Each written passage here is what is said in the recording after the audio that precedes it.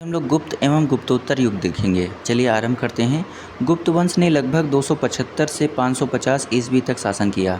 इस वंश की स्थापना लगभग 275 ईस्वी में महाराजा श्रीगुप्त द्वारा की गई थी, किंतु गुप्त वंश का प्रथम शक्तिशाली शासक चंद्रगुप्त प्रथम था, जिसने 319 से 335 ईस्वी तक शासन किया था। इसने अपनी महत्ता सूचित करने के लिए अपने पूर्वजों के विपरीत महाराजाधिराज की उपाधि धारण की। गुप्त संवत का प्रवर्तक चंद्रगुप्त प्रथम था। इसकी प्रारंभ तिथि 319 ईस्वी है।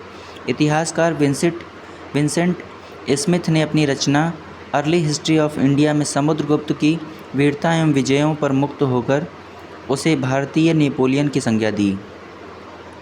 इलाहाबाद का अशोक स्तंभ अभिलेख समुद्रगुप्त 335 से 375 ईस्वी के शासन के बारे में सूचना प्रदान करता है। इस स्तंभ पर समुद्रगुप्त के संधि विग्रहिक हरिशेन ने संस्कृत भाषा में प्रशंसात्मक वर्णन प्रस्तुत किया है, जिसे प्रयाग प्रशस्ति कहा गया है। इसमें समुद्रगुप्त की विजयों का उल्लेख है। इस प्रशस्ति में समुद्रगुप्त के कुछ प्रशासनिक पदाधिकारियों के नाम मिलते हैं। वे हैं संधि विग्रहिक, खाद्याटपाकिक, कुमारामात्य तथा महादंड नायक। अशोक निर्मित यह स्तंभ मूलतः कौशाम्बी में स्थित था, जिसे अकबर ने इलाहाबाद में स्थापित करवाया। इस स्तंभ पर जहांगीर के आदेश हैं तथा बीरबल का भी उल्लेख है। गुप्त शासक चंद्रगुप्त द्वितीय विक्रमादित्य 375 से 415 ईस्वी का एक अन्य नाम देवगुप्त मिलता है। इसका प्रमाण सांची एवं वाकाटक अभिलेखों से मिलता है। उसके अन्य नाम देवराज तथा देवश्री भी मिलते हैं। मेहरौली लेख के अनुसार चंद्रगुप्त द्वितीय ने विष्णुपद पर्वत पर विष्णुध्वज की स्थापना कराई थी। दिल्ली में मेहरौली नामक स्थान से मेहरौली लौह स्तंभ लेख प्राप्त हुआ है, जो वर्तमान में कुतुब मीनार के समीप है। इसमें चंद्र नामक किसी राजा की उपलब्धियों का वर्णन किया गया है, जिसका समीकरण गुप्त वंशीय शासक चंद्रगुप्त द्वितीय से किया जाता है। गुप्त सम्राट चंद्रगुप्त द्वितीय विक्रमादित्य को शक विजेता कहा गया है। पश्चिम भारत के अंतिम शक राजा रुद्र सिंह तृतीय को चंद्रगुप्त द्वितीय विक्रमादित्य ने 5वीं सदी के प्रथम दशक में परास्त कर पश्चिमी भारत में शक सत्ता का उन्मूलन किया था। शकों को हराने के कारण चंद्रगुप्त विक्रमादित्य की एक अन्य उपाधि साकारी भी है। उसने इस उपलक्ष्य में चांदी के सिक्के भी चलाए। चांदी के सिक्कों को गुप्त काल में रुप्यक या रूपक कहा जाता था। चंद्रगुप्त द्वितीय विक्रमादित्य के कुशल शासन की प्रशंसा चीनी यात्री फाहियान ने भी की है। इनके नवरत्नों की प्रसिद्धि सर्वकालिक रही। नवरत्नों में सर्वोत्कृष्ट कवि कालिदास थे। अगले क्रम पर महान चिकित्सक धन्वंतरी थे। तीसरे खगोल विज्ञानी वराह मिहिर। चौथे कोशकार डिक्शनरी निर्माणकर्ता अमर सिंह। पांचवें वास्तुकार शंकु तथा छठवें रत्न फलित ज्योतिषी छपड़क थे। इसी प्रकार सातवें विद्वान व्याकरणज्ञ वररुचि, आठवें जादूगर वेताल भट्ट तथा नौवें रत्न घटकरपर महान कूटनीतिज्ञ थे। कुमारगुप्त प्रथम महेंद्रादित्य लगभग 415 से 455 ईस्वी चंद्रगुप्त द्वितीय की पत्नी ध्रुव देवी से उत्पन्न बड़ा पुत्र था। इसके समय की गुप्तकालीन सर्वाधिक अभिलेख प्राप्त हुए हैं, जिनकी संख्या लगभग 18 है। बिलसड अभिलेख में कुमारगुप्त प्रथम तक गुप्तों की वंशावली प्राप्त होती है। बंगाल के 3 स्थानों से कुमारगुप्त कालीन ताम्रपत्र प्राप्त होते हैं। ये हैं धनदय ताम्रपत्र, दामोदरपुर ताम्रपत्र तथा बैग्राम ताम्रपत्र। कुमारगुप्त की स्वर्ण रजत तथा ताम्र मुद्राएं प्राप्त होती हैं। मुद्राओं पर उनकी उपाधियां महेंद्रादित्य, श्री महेंद्र, महेंद्र सिंह, अश्वमेघ महेंद्र आदि उत्कीर्ण मिलती हैं। स्कंदगुप्त विक्रमादित्य लगभग 455 से 467 ईस्वी के स्वर्ण मुद्राओं के मुख भाग पर धनुष बाण लिए हुए राजा की आकृति तथा पृष्ठभाग पर पद्मासन में विराजमान लक्ष्मी के साथ साथ श्री स्कंदगुप्त उत्कीर्ण हैं।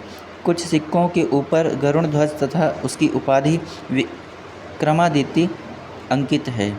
भीतरी स्तंभ लेख में पुष्यमित्र और हूणों के साथ स्कंदगुप्त के युद्ध का वर्णन मिलता है। हूणों का पहला भारतीय आक्रमण गुप्त सम्राट स्कंदगुप्त के शासनकाल में हुआ था। स्कंदगुप्त के हाथों वे बुरी तरह परास्त हुए। ईसा की तीसरी सदी में जब हूण आक्रमण से रोमन साम्राज्य का पतन हो गया तो भारतीय दक्षिण पूर्व एशियाई व्यापार पर अधिक निर्भर हो गया। तोरमाण भारत पर दूसरे हूण आक्रमण का नेता था। मध्य भारत के एरण नामक स्थान से वराह प्रतिमा पर खुदा हुआ उसका लेख मिला है, जिससे पता चलता है कि धन्य विष्णु उसके शासनकाल के प्रथम वर्ष में उसका सामंत था। मिहिर कुल हूण शासक तोरमाण का पुत्र था, उत्तराधिकारी था। मिहिर कुल अत्यंत क्रूर एवं अत्याचारी शासक था। चीनी यात्री ह्वेनसांग तथा मंदसौर लेख के साक्ष्य से प्राप्त होता है कि सर्वप्रथम गुप्त नरेश नरसिंह गुप्त बालादित्य ने लगभग 528 ईस्वी या कुछ स्रोतों के अनुसार 495 ईस्वी में तत्पश्चात मालव नरेश यशोधर्मन द्वारा मिहिर कुल को बुरी तरह पराजित किया गया था। गुप्त काल में बंगाल में ताम्रलिप्ति का एक प्रमुख बंदरगाह था, जहां से उत्तर भारतीय व्यापार एवं साथ ही दक्षिण पूर्व एशिया, चीन, लंका, जावा, सुमात्रा आदि देशों के साथ व्यापार होता था। पश्चिमी भारत का प्रमुख बंदरगाह भृगुकच्छ भड़ौस था, जहां से पश्चिमी देशों के साथ समुद्री व्यापार होता था। प्राचीन भारत की अर्थव्यवस्था में श्रेणियों का विशेष महत्व था। ये संगठन व्यापारियों के द्वारा उनके व्यापार के समुचित संचालन के लिए स्थापित किए जाते थे। श्रेणियों का अपने सदस्यों पर न्यायिक अधिकार होता था तथा श्रेणियों के द्वारा ही सदस्यों के वेतन, काम करने के नियमों, मानकों एवं कीमतों का निर्धारण किया जाता था। प्रत्येक श्रेणी का अपना एक प्रमुख होता था। राजा का श्रेणियों के संचालन में कोई हस्तक्षेप नहीं होता था। श्रेणियां अपने नियम स्वयं बनाती थीं। गुप्त काल में गुजरात, बंगाल, दक्कन एवं तमिलनाडु वस्त्र उत्पादन के लिए प्रसिद्ध थे। वस्त्र उद्योग गुप्त काल का प्रमुख उद्योग था। गुप्त काल में अंतर्राष्ट्रीय व्यापार के प्रमुख केंद्र थे ताम्रलिप्ति, भृगुकच्छ, अरिकामेडु, कावेरीपत्तनम, मुजिरिस, प्रतिष्ठान, सोपारा, बारबेरिकम। आयुर्वेद तथा चिकित्सा के क्षेत्र में प्राचीन भारत की चरम परिणति चरक एवं सुश्रुत से मिलती है। धन्वंतरी चंद्रगुप्त द्वितीय विक्रमादित्य के नवरत्नों में से एक थे। ये आयुर्वेद शास्त्र के प्रकांड पंडित थे। भास्कराचार्य प्रख्यात खगोलज्ञ एवं गणितज्ञ थे। उन्होंने सिद्धांत शिरोमणि तथा लीलावती नामक ग्रंथों की रचना की। इन ग्रंथों में गणित तथा खगोल विज्ञान संबंधी विषयों पर प्रकाश डाला गया है। 5वीं सदी ईस्वी तक भारत में त्रिकोणमिति में ज्या, साइन, कोज्या, कोसाइन और उत्क्रमज्या, इनवर्स साइन के सिद्धांत ज्ञात हो चुके थे। सूर्य सिद्धांत और आर्यभट्टीय में इनका उल्लेख है। 7वीं सदी ईस्वी में ब्रह्मगुप्त द्वारा चक्रीय चतुर्भुज के सिद्धांत का वर्णन मिलता है। समुद्रगुप्त की कुल 8 प्रकार की स्वर्ण मुद्राएं हमें प्राप्त होती हैं। ये हैं गरुण, धनुर्धारी, चंद्रगुप्त प्रथम प्रकार, चक्र प्रकार, परशु, अश्वमेघ, व्याघ्रहनन तथा वीणावादन प्रकार। गुप्त काल में स्वर्ण मुद्रा को दीनार कहा जाता था।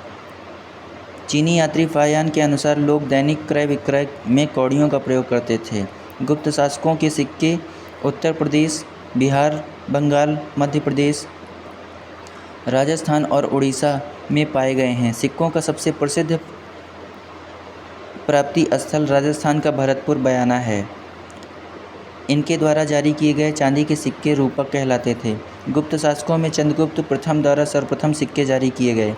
सती प्रथा का प्रथम अभिलेखीय साक्ष्य एरण से प्राप्त होता है। यह अभिलेख 510 ईस्वी का है, जिसमें गोपराज नामक सेनापति की स्त्री के सती होने का उल्लेख मिलता है। गुप्त साम्राज्य के पतन के कारण थे हूण आक्रमण, प्रशासन का सामंतीय ढांचा आदि। गुप्त काल में नगर क्रमिक पतन की ओर अग्रसर हुए। संपूर्ण गंगा घाटी में जो शहर पहले अत्यंत समृद्ध अवस्था में थे, उनमें से अधिकांश को गुप्त काल में या तो त्याग दिया गया या वहाँ के आवासन में पर्याप्त विघटन हुआ। पाटलिपुत्र जैसा प्रमुख नगर ह्वेनसांग के आगमन तक गांव बन गया था। मथुरा जैसा प्रमुख नगर एवं कुम्हरार, सोनपुर, सोहगौरा और उत्तर प्रदेश में गंगा घाटी के अनेक महत्वपूर्ण केंद्र इस काल में ह्रास के ही प्रमाण प्रस्तुत करते हैं। गुप्त काल में कला एवं साहित्य में हुई प्रगति के आधार पर इस काल को प्राचीन काल का स्वर्ण युग कहा जाता है। अजंता की 3 गुफाएं 16वीं, 17वीं और 19वीं गुप्तकालीन मानी जाती हैं। इनमें 16वीं तथा 17वीं गुफाएं विहार तथा 19वीं गुफा चैत्य है। गुप्त वंश के शासकों ने मंदिरों एवं ब्राह्मणों को सबसे अधिक ग्राम अनुदान दिए थे। गुप्त काल में जो लोग राजकीय भूमि पर कृषि करते थे, उन्हें अपनी उपज का एक भाग राजा को कर के रूप में देना पड़ता था, जो सामान्यतः षष्ठांश तक होता था। गुप्त अभिलेखों में भूमि कर को उद्रंग तथा भाग कर कहा गया है। प्रायः सभी धर्मशास्त्रों में भू राजस्व की दर 1/6 उपज का छठा भाग थी। प्राचीन भारत में सिंचाई कर को विदक भागम अथवा उदक भाग कहा गया है। हिरण्य मौर्य काल में लिया जाने वाला नगद कर था। गुप्त एवं गुप्तोत्तर काल में रेशम के लिए कौशेय शब्द का प्रयोग होता था। 3री शताब्दी में वारंगल लोहे के यंत्रों उपकरणों हेतु प्रसिद्ध था। गुप्त काल में लिखित संस्कृत नाटकों में स्त्री और शूद्र प्राकृत भाषा बोलते थे, जबकि उच्च वर्ण के लोग संस्कृत भाषा बोलते थे। शूद्रकृत मृच्छकटिकम नामक रचना से गुप्तकालीन शासन व्यवस्था एवं नगर जीवन के विषय में रोचक सामग्री मिलती है। इस ग्रंथ में चारुदत्त नामक ब्राह्मण, सार्थवाह एवं एक गणिका की पुत्री वसंत सेना की प्रेम गाथा को शब्दों का रूप दिया गया है। गुप्त साम्राज्य की शासन व्यवस्था राजतंत्रात्मक थी। मौर्य शासकों के विपरीत गुप्त वंशी शासक अपनी दैवीय उत्पत्ति में विश्वास करते थे। गुप्त शासकों ने भूमिदान की परंपरा को विस्तारित किया। गुप्त प्रशासन का स्वरूप केंद्रीकृत न होकर संघात्मक था। गुप्त राजा अनेक छोटे छोटे राजाओं का राजा होता था। सामंत तथा प्रांतीय शासक अपने अपने क्षेत्र में नितांत स्वतंत्रता का अनुभव करते थे। शतरंज का खेल भारत में गुप्त काल के दौरान उद्भूत हुआ था, जहां इसे चतुरंग के नाम से जाना जाता था। भारत से यह ईरान एवं तत्पश्चात यूरोप में पहुंचा। प्रवरसेन प्रथम 275 से 335 ईस्वी वाकाटक वंश का एकमात्र शासक था, जिसने सम्राट की उपाधि धारण की थी। वाकाटक शासन प्रवरसेन प्रथम ने 4 अश्वमेध यज्ञों का संपादन किया। इसके साथ ही उसने अनेक दैनिक यज्ञ भी किए। इसी वंश के शासक प्रवरसेन द्वितीय की रुचि साहित्य में थी। उसने सेतुबंध नामक ग्रंथ की रचना की। महर्षि कपिल ने सांख्य दर्शन का प्रतिपादन किया था। सांख्य पुनर्जन्म अथवा आत्मा के आवागमन के सिद्धांत को स्वीकार करता है। सांख्य दर्शन में अज्ञानता को ही दुखों का कारण तथा विवेक ज्ञान को उनसे मुक्ति का एकमात्र उपाय बताया गया है। महर्षि पतंजलि को योग दर्शन का प्रतिष्ठापक आचार्य माना जाता है। सर्वप्रथम महर्षि पतंजलि ने ही सुसंबद्ध दार्शनिक सिद्धांत के रूप में योग का विवेचन किया है, इसलिए इसे पतंजलि दर्शन भी कहा जाता है। नव्य न्याय संप्रदाय का प्रवर्तन मिथिला के आचार्य गणेश उपाध्याय की युग प्रवर्तक कृति तत्व चिंतामणि से हुआ है तथा इसके संवर्धन के लिए बंगाल के नवद्वीप के न्यायिक वासुदेव सार्वभौम, दीधितकार रघुनाथ शिरोमणि तथा मथुरानाथ जगदीश एवं गदाधर भट्टाचार्य सुप्रसिद्ध हैं। भारतीय दर्शन में चार्वाक दर्शन जड़वादी या भौतिकतावादी विचारधारा का पोषक है। इस दर्शन का आदर्श है यावत् जीविते सुखम जीवित, ऋणम कृत्वा घृतम पिबेत, भस्मीभूतस्य देहस्य पुनरागमनम कुतः। जब तक जीवित रहें, सुख से जीवित रहें, उधार लेकर घी पिएं, क्योंकि देह के भस्म हो जाने के बाद पुनर्जन्म नहीं होता। न्याय दर्शन का प्रवर्तन गौतम ने किया, जिन्हें अक्षपाद भी कहा जाता है। न्याय का शाब्दिक अर्थ तर्क या निर्णय होता है। न्याय दर्शन में 16 पदार्थों या तत्वों का अस्तित्व स्वीकार किया गया है। न्याय दर्शन का मूल ग्रंथ गौतम कृत न्याय सूत्र है।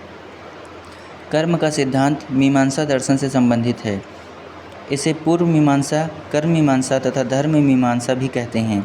जैमिनी ने पूर्व मीमांसा का प्रतिपादन किया था। मीमांसा के प्रखर एवं उद्भट आचार्य कुमारिल भट्ट को, जिनकी गणना भारतीय दर्शन के मूर्धन्य आचार्यों में की जाती है, और उन्होंने अपने प्रमुख तर्कों से बौद्ध धर्म तथा दर्शन का खंडन करके वैदिक धर्म तथा दर्शन की पुनः प्रतिष्ठा की। पूर्व मीमांसा और वेद के बीच की श्रृंखला पूर्व मीमांसा और वेदांत के बीच की श्रृंखला माना जा सकता है। मीमांसा दर्शन वेद को शाश्वत सत्य मानता है। पूर्व मीमांसा दर्शन में वेद के कर्मकांड भाग पर विचार किया गया है, और उत्तर मीमांसा में वेद के ज्ञान कांड भाग पर विचार किया गया है। मीमांसा और वेदांत न्याय और वैशेषिक तथा सांख्य और योग भारतीय दर्शन के भाग हैं, षड दर्शन के भाग हैं। वेदों को मान्यता देने के कारण ही सांख्य, योग, न्याय, वैशेषिक पूर्व मीमांसा और वेदांत उत्तर मीमांसा षड दर्शन आस्तिक दर्शन कहे जाते हैं। इनके प्रणेता क्रमशः कपिल, पतंजलि, गौतम, कणाद, जैमिनी तथा बादरायण थे। वेदांत दर्शन को भारतीय विचारधारा की पराकाष्ठा माना जाता है। वेदांत का शाब्दिक अर्थ होता है वेद का अंत या वैदिक विचारधारा की पराकाष्ठा। वेदांत दर्शन के 3 आधार हैं: उपनिषद, ब्रह्मसूत्र और भगवद गीता। इन्हें वेदांत दर्शन की प्रस्थानत्रयी कहा जाता है। कई सूक्ष्म भेदों के आधार पर इनके कई उपसंप्रदाय एवं इसके प्रवर्तक हैं, जैसे शंकराचार्य का अद्वैतवाद, रामानुज का विशिष्टाद्वैतवाद, माध्वाचार्य का द्वैतवाद। पुराणों के अनुसार चंद्रवंश या सोमवंश क्षत्रिय वर्ण के 3 मूल वंशों, अन्य 2 सूर्यवंश और अग्निवंश में से एक था। चंद्रवंशीय शासकों का मूल स्थान त्रेता युग में प्रयाग था, परंतु प्रलय के पश्चात द्वापर युग में चंद्रवंशी संवारन ने प्रतिष्ठानपुर, वर्तमान झूसी, इलाहाबाद में राजधानी की स्थापना की थी। अग्निकुल के राजपूतों का सर्वाधिक प्रसिद्ध प्रतिहार वंश था। गुर्जरों की शाखा से संबंधित होने के कारण इतिहास में इसे गुर्जर प्रतिहार वंश के नाम से जाना जाता है। गुर्जर जाति का प्रथम उल्लेख पुलकेशिन द्वितीय के ऐहोल लेख में हुआ। बाणभट्ट के हर्षचरित में भी गुर्जरों का उल्लेख मिलता है। गुर्जर प्रतिहार वंश का संस्थापक नागभट्ट प्रथम 730 से 756 ईस्वी था। ग्वालियर अभिलेख से पता चलता है कि उसने म्लेच्छ शासक की विशाल सेना को नष्ट कर दिया था, जो संभवतः सिंध का अरब शासक था। इस प्रकार बाणभट्ट ने अरबों के आक्रमण से पश्चिम भारत की रक्षा की थी। राष्ट्रकूट वंश की स्थापना 736 ईस्वी में दंतीदुर्ग ने की थी। उसने मान्यखेट अपनी राजधानी बनाई। दंतीदुर्ग के संबंध में कहा जाता है कि उज्जैनी में उसने हिरण्यगर्भ महादान यज्ञ करवाया था।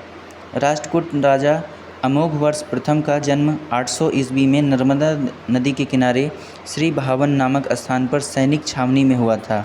इस समय इसके पिता राष्ट्रकूट राजा गोविंद तृतीय उत्तर भारत के सफल अभियानों के बाद वापस लौट रहे थे। मौखरी गुप्तों के सामंत थे, जो मूलतः गया के निवासी थे। मौखरी वंश के शासकों ने अपनी राजधानी कन्नौज बनाई। इस वंश के प्रमुख शासक हरिवर्मा, आदित्य वर्मा, ईशान वर्मा, सर्ववर्मा एवं ग्रहवर्मा थे। हर्ष के समय की विस्तृत सूचना इसके दरबारी कवि बाणभट्ट की कृति हर्षचरित से प्राप्त होती है। इससे जुड़ी कुछ सूचनाएं कल्हण कृति रजत रंगणी में भी मिलती हैं। चीनी स्रोतों से पता चलता है कि हर्ष एवं राज्यश्री दोनों साथ कन्नौज के राज सिंहासन पर बैठे थे। हर्ष ने अपनी राजधानी थानेश्वर से कन्नौज स्थानांतरित की, ताकि वह राज्यश्री को प्रशासनिक कार्यों में पूरी सहायता प्रदान कर सके। अन्य धर्मों में महायान की उत्कृष्टता सिद्ध करने के लिए हर्ष ने कन्नौज में विभिन्न धर्मों एवं संप्रदायों के आचार्यों की एक विशाल सभा बुलवाई। चीनी साक्ष्यों के अनुसार इस सभा में 20 देशों के राजा अपने देशों के प्रसिद्ध ब्राह्मणों, समणों, सैनिकों, राजपुरुषों आदि के साथ उपस्थित हुए थे। इस सभा की अध्यक्षता ह्वेनसांग ने की थी। साथ ही हर्ष के समय प्रति 5वें वर्ष प्रयाग के संगम क्षेत्र में एक समारोह का आयोजन किया जाता था, जिसे महामोक्ष परिषद कहा गया है। ह्वेनसांग स्वयं छठे समारोह में उपस्थित हुआ था। इसमें 18 देशों के राजा सम्मिलित हुए थे। हर्ष की विजयों के फलस्वरूप उसके राज्य की पश्चिमी सीमा नर्मदा नदी तक पहुंच गई। इधर पुलकेशिन द्वितीय भी उत्तर की ओर राज्य का विस्तार करना चाहता था। ऐसी स्थिति में दोनों के बीच युद्ध अवश्यंभावी हो गया। फलतः नर्मदा नदी के तट पर दोनों के बीच युद्ध हुआ, जिसमें पुलकेशिन द्वितीय ने हर्ष को पराजित किया। पुलकेशिन द्वितीय की ऐहोल प्रशस्ति एवं ह्वेनसांग का विवरण इस युद्ध के साक्षी हैं। हर्षवर्धन के समय की सर्वप्रमुख घटना चीनी यात्री ह्वेनसांग के भारत आगमन की है।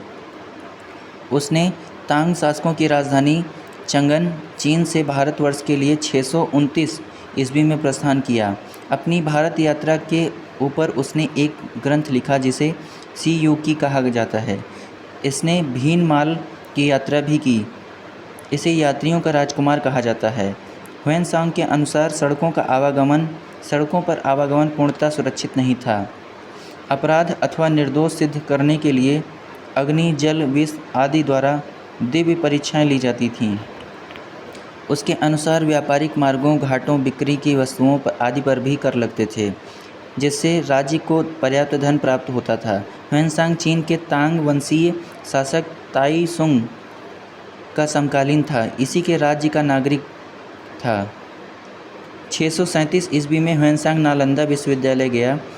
इस समय यहाँ के कुलपति आचार्य शीलभद्र थे। ह्वेनसांग के अनुसार मथुरा उस समय सूती वस्त्रों के लिए प्रसिद्ध था, जबकि वाराणसी रेशम वस्त्रों के लिए प्रसिद्ध था। ह्वेनसांग बताता है कि थानेश्वर की समृद्धि का प्रधान कारण वहाँ का व्यापार ही था। बाण ने थानेश्वर नगरी को अतिथियों के लिए चिंतामणि भूमि तथा व्यापारियों के लिए लाल भूमि बताया। हर्ष की मृत्यु के बाद कन्नौज विभिन्न शक्तियों के आकर्षण का केंद्र बन गया। इसे महोदया या महोदया श्री आदि नामों से अभिव्यक्त किया गया है। अतः इस पर अधिकार करने के लिए 8वीं सदी की 3 बड़ी शक्तियाँ पाल, गुर्जर, प्रतिहार तथा राष्ट्रकूट के बीच त्रिकोणीय संघर्ष प्रारंभ हो गया, जो 8वीं-9वीं शताब्दी के उत्तर भारत के इतिहास का सर्वाधिक महत्वपूर्ण घटनाक्रम है। इस संघर्ष में अंततः प्रतिहारों को सफलता मिली। चीनी यात्री इत्सिंग 671 से 695 ईस्वी, जब वह युवक था, अपने 37 बौद्ध सहयोगियों के साथ बौद्ध धर्म के अवशेषों को देखने की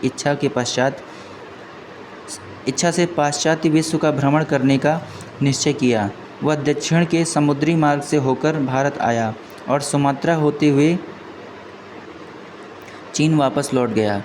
प्राचीन काल में चीनी लेखकों ने भारत का उल्लेख येनतू तथा थियानतू नाम से किया। नालंदा विश्वविद्यालय बख्तियार खिलजी के अधीन तुर्क मुस्लिम आक्रमणकारियों द्वारा 1193 में नष्ट किया गया था। यह भारत में बौद्ध मत के पतन के लिए अंतिम प्रहार के रूप में देखा जाता है। विक्रमशिला के प्राचीन बौद्ध विश्वविद्यालय की स्थापना बंगाल के पाल वंशीय शासक धर्मपाल द्वारा की गई थी। शंकराचार्य को श्री शंकराचार्य आदि नामों से जाना जाता है। 8वीं शताब्दी में इनका जन्म केरल के एक छोटे से गांव कलाड़ी में हुआ था। उनके दर्शन को अद्वैत वेदांत के नाम से जाना जाता है। शंकराचार्य द्वारा स्थापित 4 मठ वर्तमान में भी हिंदू धर्म के पथ प्रदर्शक माने जाते हैं। इनका विवरण इस प्रकार है: श्रृंगेरी कर्नाटक दक्षिण में, द्वारिका गुजरात पश्चिम में, पुरी उड़ीसा पूर्व तथा ज्योतिर्मठ या जोशीमठ उत्तराखंड उत्तर में। 4 धाम में बद्रीनाथ, द्वारका, पुरी तथा रामेश्वरम आते हैं, जबकि छोटा 4 धाम में उत्तराखंड स्थित गंगोत्री, यमुनोत्री, केदारनाथ तथा बद्रीनाथ आते हैं।